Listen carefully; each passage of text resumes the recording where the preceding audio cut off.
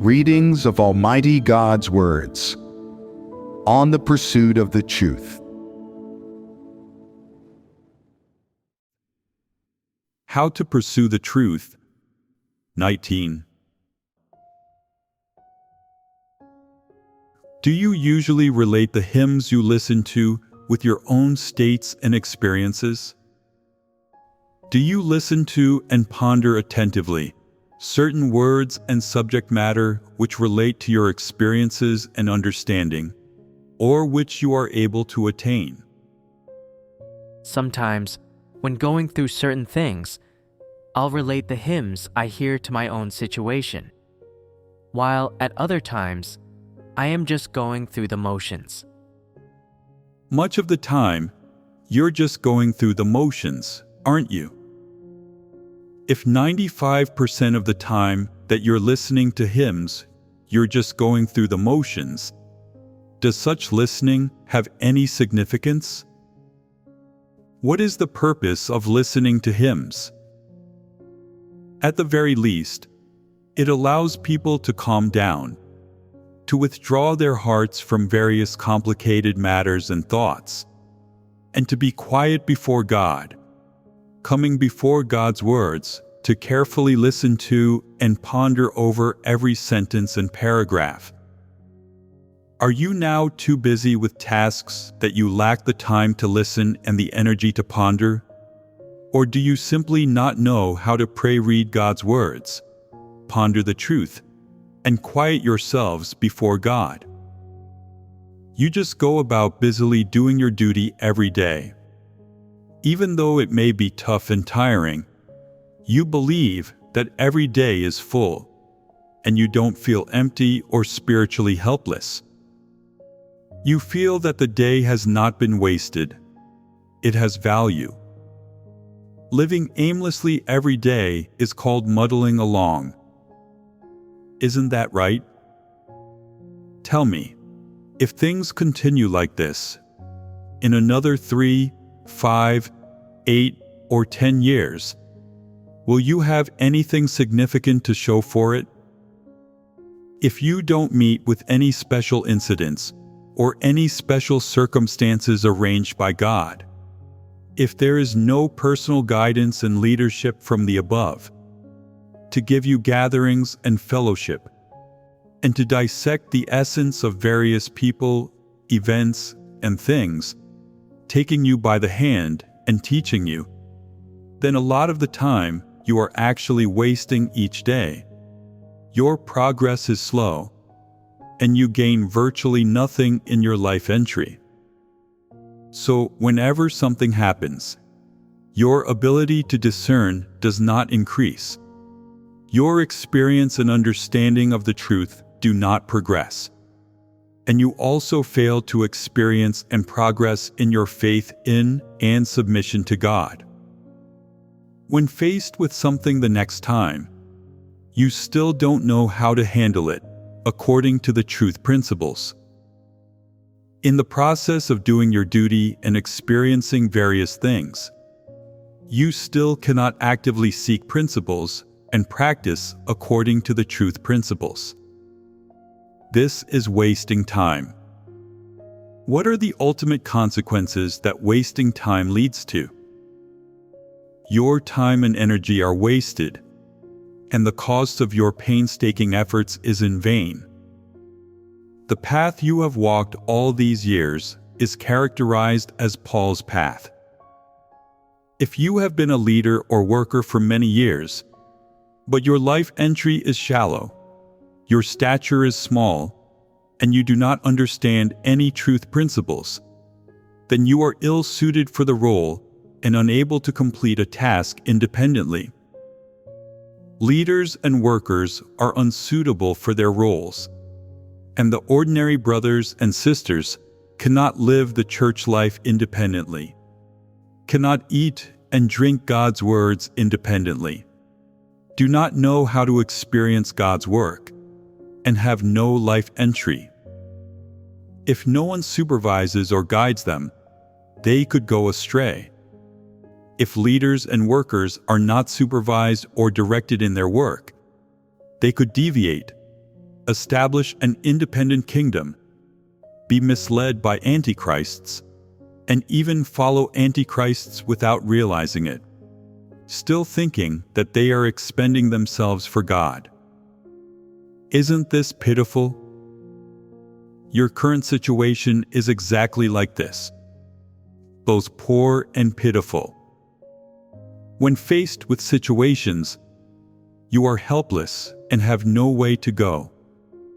When it comes to actual problems and the actual content of work, you don't know how to act or what to do. Everything is tangled, and you have no clue how to work them out. You feel quite happy with being so busy every day. Physically, you are exhausted, and mentally you feel a lot of pressure. But the results of your work are not that good. The principles of every truth and the paths of practice have all been clearly made known to you through the work arrangements of God's house. But you have no path in your work. You can't find the principles. You get into a muddle when faced with situations, not knowing how to act, and all your work is a mess. Is this not a pitiful condition? This is indeed a pitiful condition. Some people say, "I've believed in God for over 10 years. I'm a seasoned believer." Some say, "I've believed in God for 20 years. Others say, "What's 20 years of belief? I've believed in God for over 30 years. You have believed in God for quite a few years, and some of you have even served as leaders or workers for many years and have a good amount of experience. But how's your life entry going? How well can you grasp truth principles? You've served as a leader or worker for many years and gained some experience in your work. But when faced with all kinds of tasks, people, and things, will you base your practice on truth principles? Will you uphold God's name? Will you protect the interests of God's house? Will you safeguard God's work? Can you stand firm in your testimony? When faced with disruptions and disturbances to the church's work brought about by antichrists and evil people, will you have the confidence and strength to fight against them? Can you protect God's chosen people and uphold the work of God's house, defending the interests of God's house and His name from being disgraced? Can you do this? From what I see, you cannot do it, nor have you done it. Every day you're quite busy. What have you been busy with? All these years, you've sacrificed your family and career, endured suffering, paid the price, and invested a lot of effort, but you've gained little. Some leaders and workers have even faced similar events, people, and circumstances many times, yet they continue to make the same mistakes, leaving the same transgressions in their wake. Doesn't this show a lack of growth in their lives? Doesn't it mean they haven't gained the truth? Doesn't this show that they're still being controlled by Satan under its dark power and haven't attained salvation? When all kinds of different events arise and unfold around you in the church at different times, you're powerless to do anything. Particularly when faced with antichrists and evil people causing disruptions and disturbances in the church's work. You don't know how to handle it. You just let things slide, or at best, you become angry and prune those causing the disturbance, but the problem remains unresolved, and you have no alternative plan of action. Some even think, "I gave it all my strength and all my heart. Didn't God say we should give both these things?" I've given my all. If there are still no results, it's not my fault. People are just so bad. Even when you fellowship about the truth with them, they don't listen. You say you gave all your strength and all your heart, but the work didn't achieve any results. You didn't uphold the church's work or protect the interests of God's house, and you let evil people take control of the church. You allowed Satan to run rampant and shame God's name, while you watched from the sidelines, unable to do anything, incapable of handling anything even with the authority you had. You couldn't stand firm in your testimony to God, yet you think you understood the truth and gave all your heart and strength. Is this what it means to be a good steward? When all kinds of evil people and disbelievers come out and play various roles as devils and Satans, going against work arrangements and doing something entirely different, lying and deceiving God's house, when they disturb and disrupt God's work, doing things that bring shame to the name of God and tarnish God's house, the church, you do nothing but get angry when you see it. Yet you can't stand up to uphold justice, expose the evil people, uphold the church's work, address and handle these evil people, and keep them from disturbing the church's work and tarnishing God's house, the church. By not doing these things, you have failed to bear witness. Some people say, "I don't dare do these things. I'm afraid that if I handle too many people, I might anger them. And if they gang up on me to punish me and remove me from office, what will I do?" Tell me, are they cowardly and timid? Do they not have the truth and cannot distinguish people or see through Satan's disturbance? Or are they disloyal in their performance of duty, just trying to protect themselves? What is the real issue here? Have you ever thought about this? If you are naturally timid, fragile, cowardly, and fearful, yet after so many years of believing in God, based on an understanding of certain truths, you develop genuine faith in God, won't you be able to overcome some of your human weakness, timidity, and fragility, and no longer be afraid of evil people?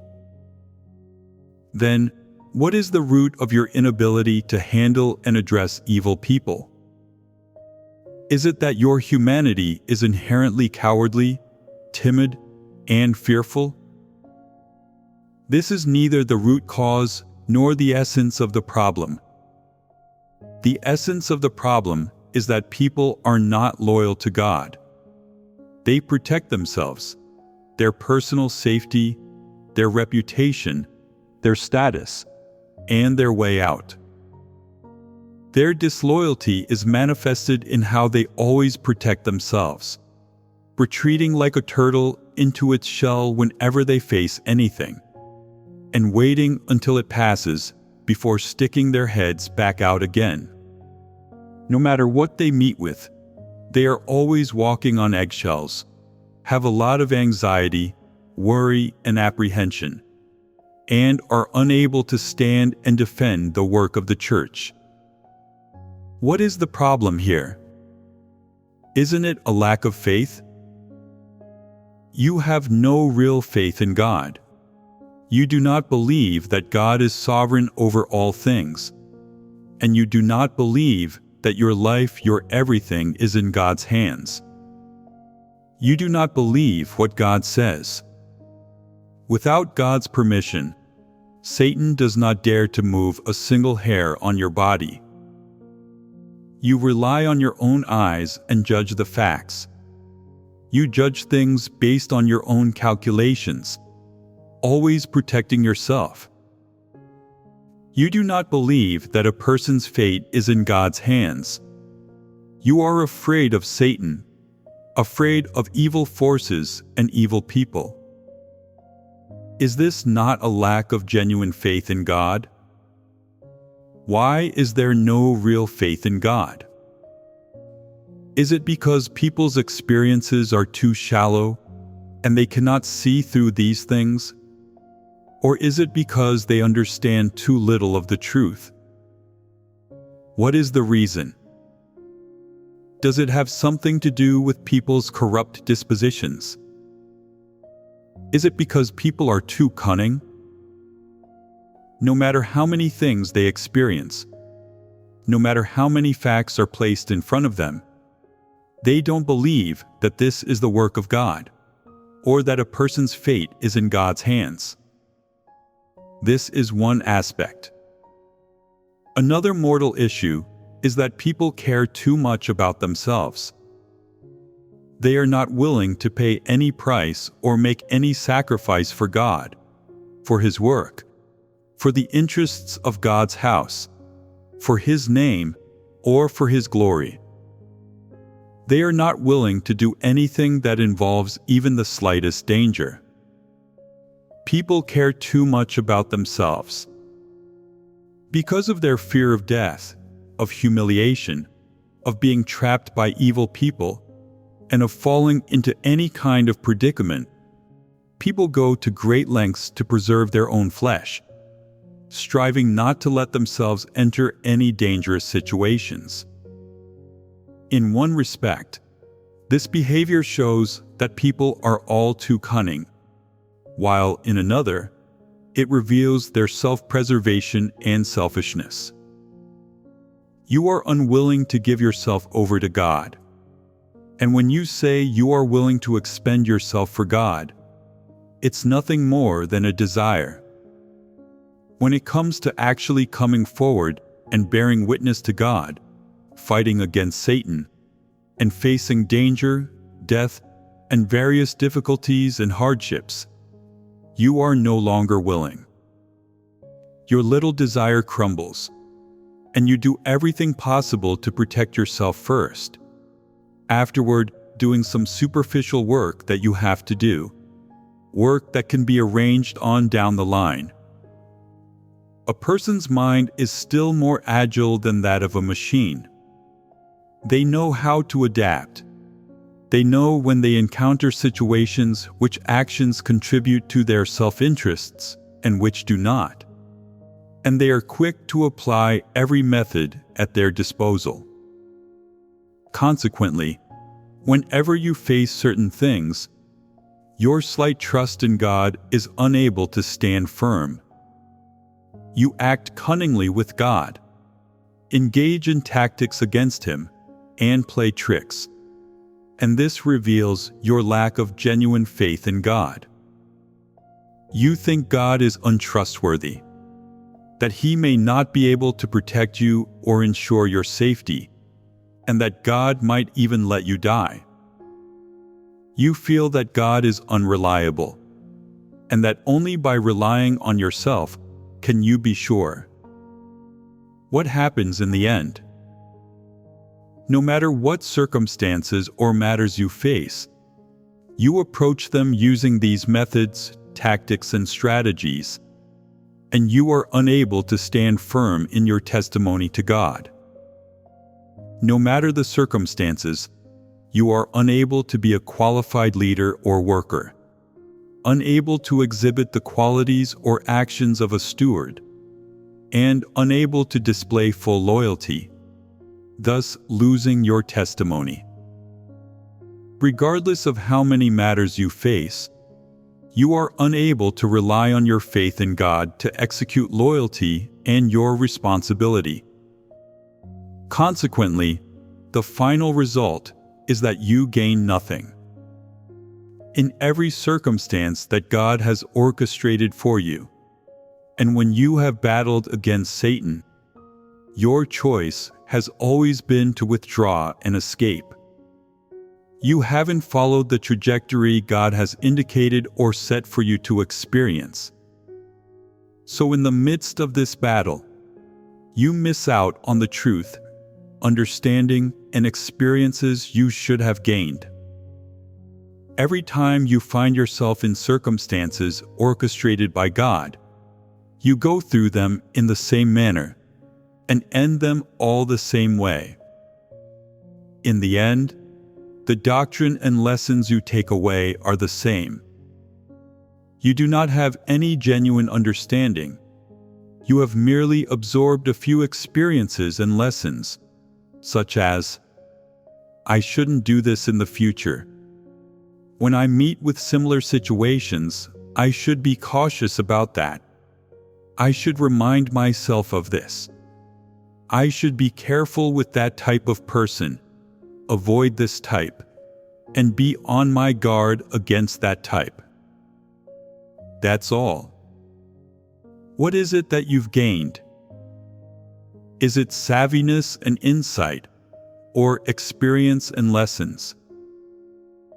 If what you gain has nothing to do with the truth, then you have gained nothing, nothing that you really ought to have gained. Thus, in circumstances orchestrated by God, you have disappointed Him. You didn't obtain what He intended for you, so you have surely let God down.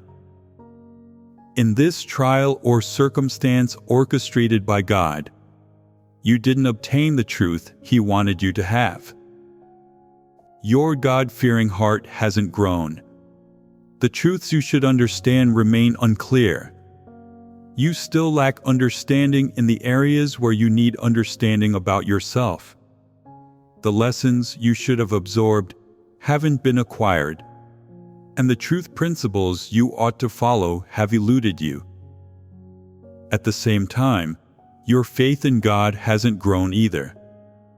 It remains where it first started. You are marching in place. So, what has increased? Perhaps you now understand some doctrines you didn't know before.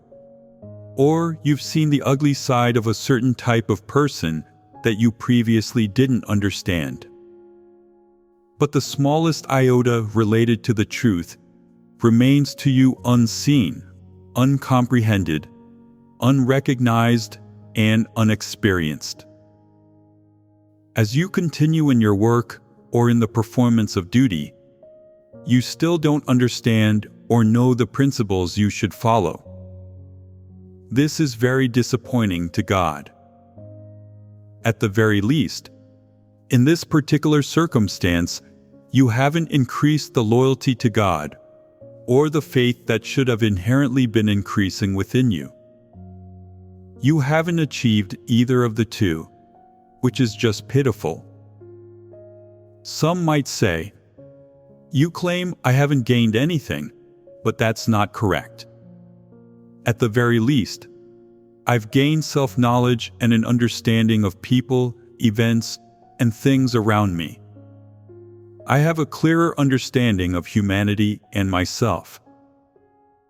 Does understanding these things count as genuine progress?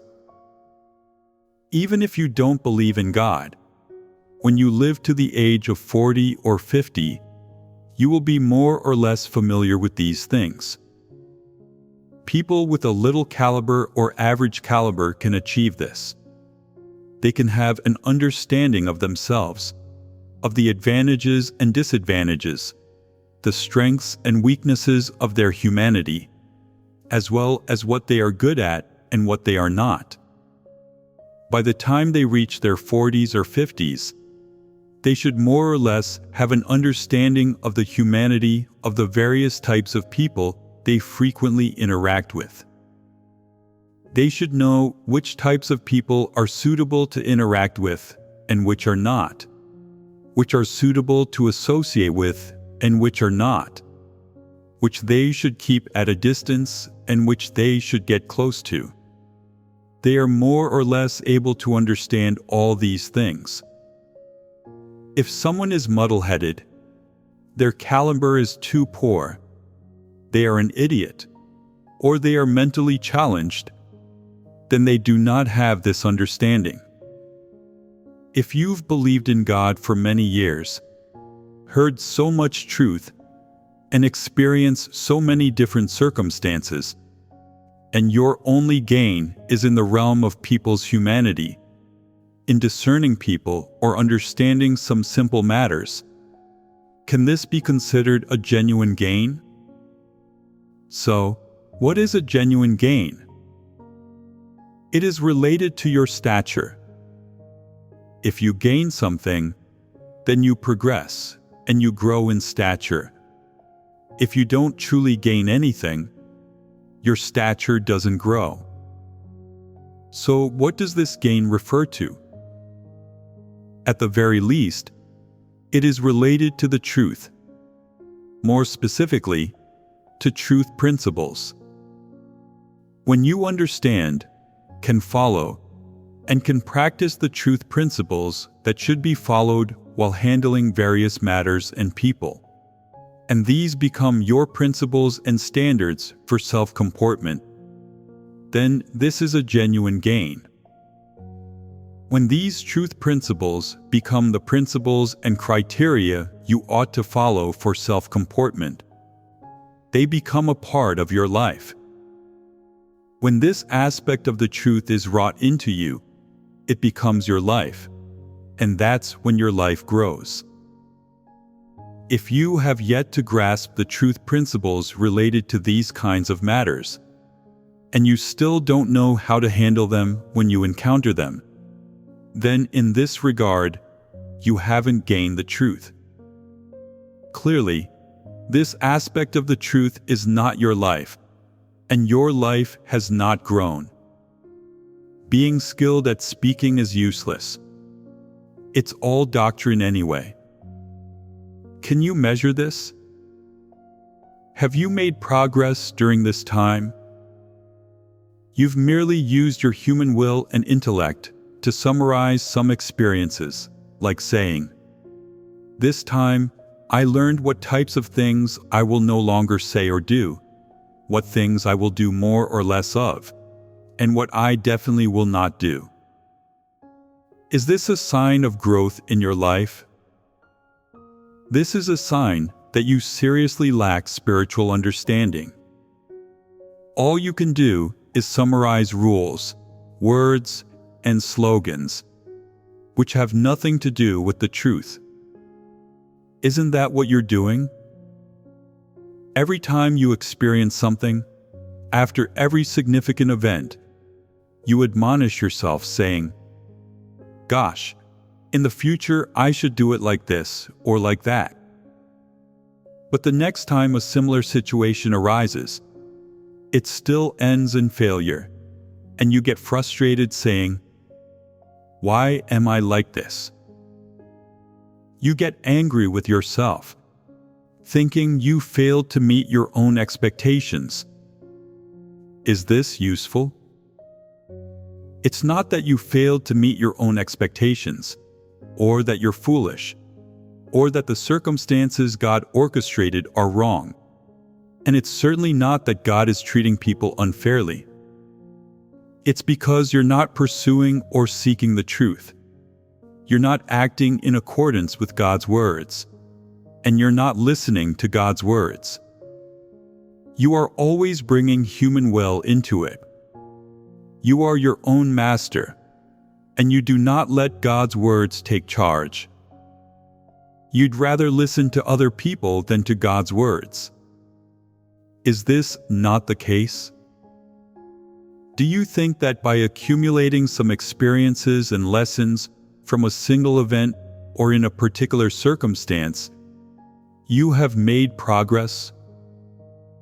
If you have genuinely made progress, when God tests you next time, you will be able to defend God's name, protect the interests and the work of God's house, ensure that all the work runs smoothly, and that it does not suffer any disturbance or obstruction. You will ensure that God's name remains untarnished and unblemished, that the growth of your brothers and sisters' lives suffers no losses, and that God's offerings will be protected. This means you have made progress, you are suitable for use, and you possess life entry. Right now, you're still not there yet. Though your brains are small, they are filled with a lot of things, and you are not simple.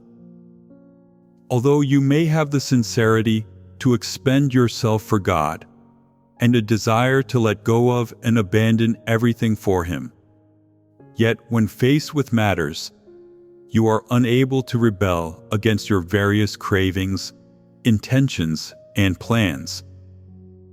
The more God's house and God's work encounter various difficulties, the more you shrink back, the more invisible you become, and the less likely you are to stand up and take charge of that work, to safeguard the interests of God's house and the work of God.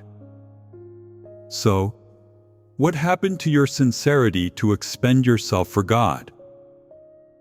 Why is that little bit of sincerity so fragile and vulnerable?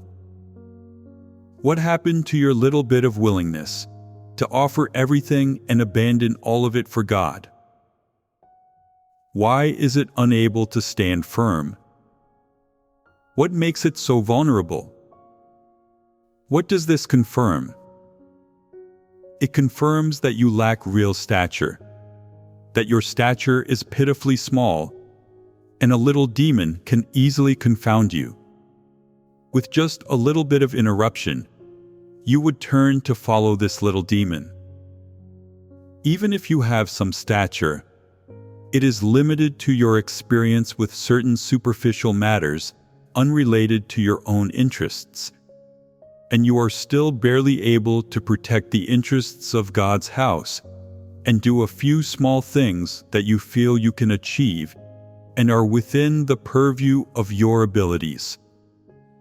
When it truly comes to standing firm in your testimony, when the church faces a large crackdown and the disturbances of evil people and antichrists, where are you? What are you doing? What are you thinking?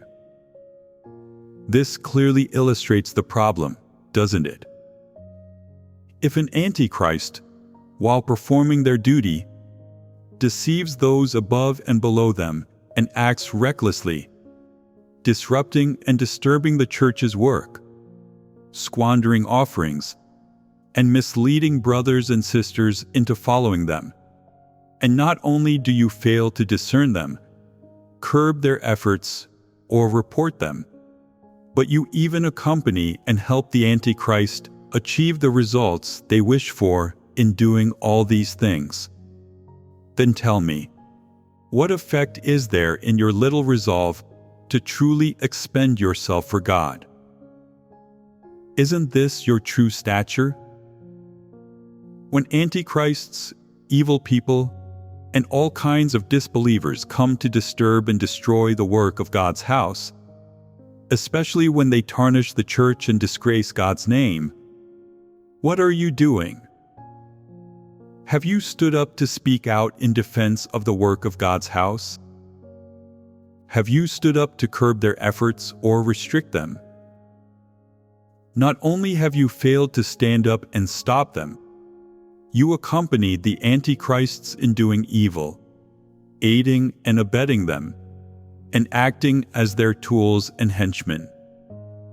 Moreover, when someone writes a letter to inform about a problem with antichrists, you pigeonhole the letter and choose not to handle it. So, at this crucial moment, have your resolve and desire to abandon everything in order to sincerely expend yourself for God had any effect at all? If they have had no effect, then it is quite obvious that this so-called desire and resolve are not your true stature. They are not what you've gained from believing in God so many years. They cannot replace the truth. They are neither the truth nor life entry. They are not emblematic of a person having life. They are merely a kind of wishful thinking, a longing and a yearning that people have for something beautiful. They have nothing to do with the truth. Therefore, You have to wake up and see your true stature clearly. Don't think that just because you have a little caliber and have abandoned many things like education, career, family, marriage, and the prospects of the flesh, your stature is somehow great. Some people have even been leaders or workers ever since they laid a foundation in their initial faith in God. Over the years, they have accumulated certain experiences and lessons, and can preach a few words and doctrines. Because of this, they feel their stature is greater than others, that they have life entry, and are pillars and columns within God's house, and the ones whom God is perfecting. This is incorrect. Don't think of yourselves as good. You are still far from it. You aren't even able to discern antichrists. You have no real stature. Although you've been serving as leaders or workers for many years, there still isn't an area where you can be suitable. You're unable to do much real work, and you can only be used reluctantly. You are not a person of great talent. If any of you have a spirit of working hard and enduring hardship, at most, you are a workhorse. You are not suitable. Some people become leaders or workers simply because they are enthusiastic, because they have an educational foundation and possess a certain caliber. Moreover, some churches are unable to find the ideal person to be in charge. So these people are promoted as exceptions to the rule and become subjects of training. Among these individuals, some have gradually been replaced and eliminated during the process of various types of people being exposed. Although some who have continued following till now still remain, they still cannot discern anything. They have only been able to remain because they have not done anything evil. Furthermore, it is completely due to work arrangements coming from the above, along with direct guidance, oversight, inquiry, follow-up, monitoring, and pruning, that they are able to do some work. This does not mean they are suitable individuals.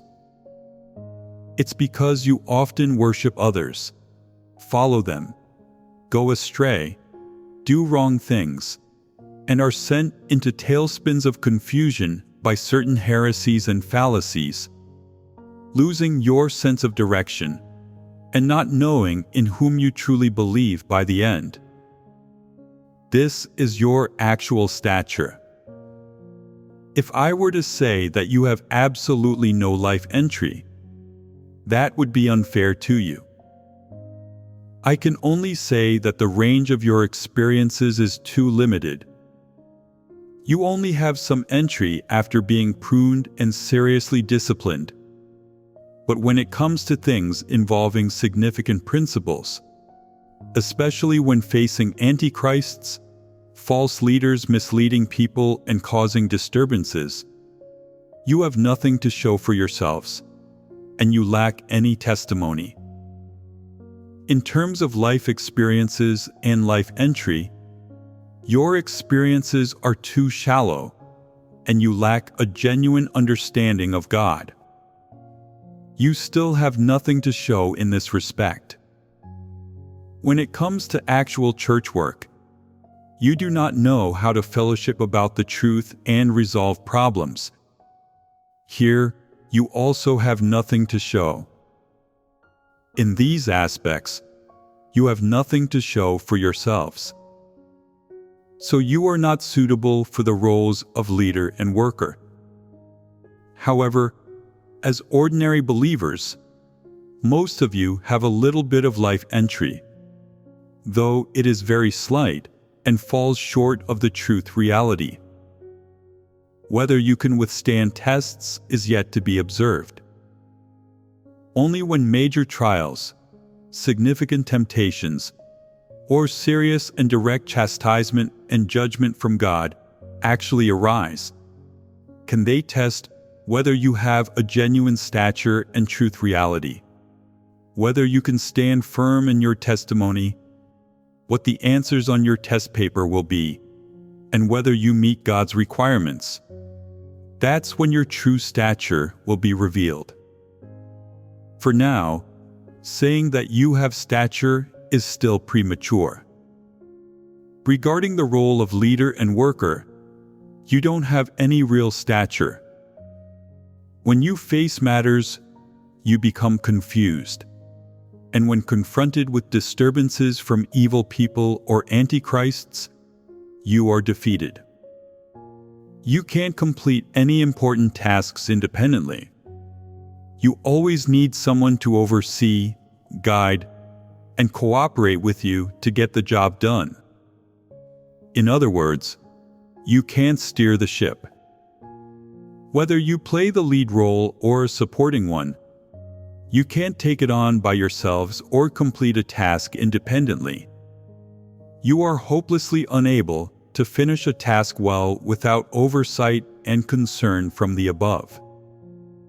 If, in the end, a review of your work shows that you've done well in all aspects, that you've put your heart into every part of your work, that you've done everything well and handled it all properly and in accordance with truth principles, and that you've worked based on a clear understanding of the truth and seeking truth principles, so that you are able to resolve issues and do your work well, then you are suitable. However, up to this point, judging by everything you've experienced, you are not suitable. The key issue with your suitability is that you can't complete your assigned tasks independently. This is one aspect. In another, if there is no oversight from the above, you might lead people astray or cause them to abandon the right path. You cannot lead them before God or bring brothers and sisters in the church into the truth reality or onto the right track of faith in God, so that all God's chosen people can perform their duty. You can't achieve any of this. If there is a period of time without inquiry from the above, there are always many deviations and flaws within the scope of work you are responsible for, as well as problems of every shape and size. And if the above does not correct, oversee, or personally handle them, who knows how far these deviations will go or when they will stop? This is your true stature. That is why I'm saying you are quite unsuitable. Do you want to hear this? Doesn't hearing this make you feel negative? It feels quite uncomfortable in our hearts. But what God is fellowshipping about is indeed a fact. We don't have the slightest bit of stature or truth reality. When antichrists appear, we won't be able to discern them. I have to point these things out to you. Otherwise, you'll feel wronged and mistreated all the time. You don't understand the truth. You only know how to talk about some words and doctrines. During gatherings, you usually don't even prepare a draft to speak doctrine anymore, and you no longer suffer from stage fright, and so you think you have stature. If you have stature, then why aren't you suitable? Why can't you fellowship about the truth and address issues? You only know how to talk about words and doctrines to make your brothers and sisters approve of you. This doesn't satisfy God, and it doesn't make you suitable. Your ability to talk about these words and doctrines cannot resolve any actual problems. God arranges a small situation that exposes you, and it becomes clear how small your stature is. that you don't understand the truth at all, and that you can't see through anything. And it exposes that you are poor, pitiful, blind, and ignorant. Isn't this the case? If you can accept these things, that's good. If you can't, take your time and think over them. Consider what I'm saying. Does it make sense? Is it based on reality? Does it apply to you? Even if it does apply to you, don't become negative. Being negative won't help you resolve any problems. As a believer in God, if you want to perform your duty and be a leader or worker, then you can't quit when you encounter setbacks and failures. You must get back up and continue moving forward. You need to focus on equipping yourself with certain aspects of the truth in areas where you are lacking or deficient, and where you have serious problems. Being negative or freezing up won't resolve anything. When faced with matters, stop bringing up words and doctrines as well as different kinds of objective reasoning. These won't help. When God tests you, and you say, "At that time, my health wasn't very good. I was young, and my surroundings weren't very peaceful." Will He listen to this? God will ask, "Did you hear the truth when it was fellowshipped about with you?" If you say, "Yes, I did hear it," He will ask, "Do you have the work arrangements that were passed down?" Then you'll say, "Yes, I have them." And He'll keep going. Then why didn't you follow them? Why did you fail so miserably? Why couldn't you stand firm in your testimony? Any objective reason you emphasize does not hold water. God isn't interested in your excuses or reasoning. He doesn't look at how much doctrine you are able to speak, or how good you are at defending yourself. What God wants is your true stature, and for your life to grow. No matter when, no matter what level of leader you become, or how high your status, never forget who you are and what you are before God. No matter how much doctrine you are able to speak, no matter how practiced you are in speaking doctrine, no matter what you have done or what contributions you have made to God's house, none of these show that you possess real stature, nor are they signs of having life. When you enter into truth reality, grasp truth principles, stand firm in your testimony when faced with matters, are able to complete tasks independently, and are suitable for use, then you will have real stature. All right, let's conclude this discussion here.